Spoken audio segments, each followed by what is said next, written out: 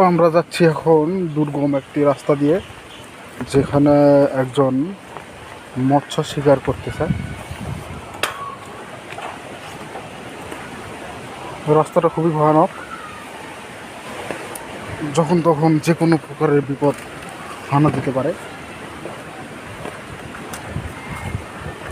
সাবধানতার সঙ্গে ধীরে ধীরে এগিয়ে যেতে হবে, নাহলে যে কোনো টাইম যে কোনো কিছুর সম্মুখীন হওয়ার জন্য প্রস্তুত থাকতে হবে।